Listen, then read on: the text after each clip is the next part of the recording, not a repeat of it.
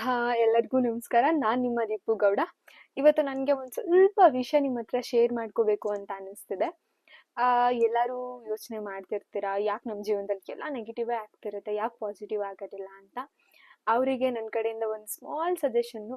ಜೀವನದಲ್ಲಿ ಎಲ್ಲಾ ತರ ಕಷ್ಟಗಳನ್ನ ಬರುತ್ತೆ, ಆ ಕಷ್ಟಗಳನ್ನ ಎದುರಿಸಿ ನಾವು ನಮ್ಮ ಜೀವನದಲ್ಲಿ ಏನಾದ್ರು ಒಂದು ಸಾಧನೆ ಮಾಡಬೇಕು ಅಂತ ಅಂದ್ರೆ ನಮ್ಮ ಹಿಂದೆ ಯಾರು ಇರೋದು ಬೇಡ ಅಂತ ನನಗನ್ಸುತ್ತೆ. ನಿಮಗೆ ನೀವೇ ಜಾಸ್ತಿ ಸ್ಪೋರ್ಟಿವ್ ಆಗಿ ತಗೊಳ್ಳಿ, ನಿಮಗೆ ನೀವೇ ಪ್ರೌಡ್ ಅಂತ ಫೀಲ್ ಮಾಡಿ. ಆವಾಗ ಯಾರು ನಮಗೆ ಬೇಕು ಅಂತ ಅನ್ಸಲ್ಲ. ನಿಮಗೇನೋ ಒಂದು ಚಿಕ್ಕ ಕನಸು ಆಸೆನ ಇದ್ರೆ ಅದ್ರ ಬಗ್ಗೆ ಫೋಕಸ್ ಮಾಡಿಕೊಂಡು ಅದ್ರ ಬಗ್ಗೆ ನೀವು ಧ್ಯಾನ ಕೊಟ್ರೆ ಆಟೋಮೆಟಿಕ್ ಆಗಿ ಅದು ಆಗೇ ಆಗತ್ತೆ.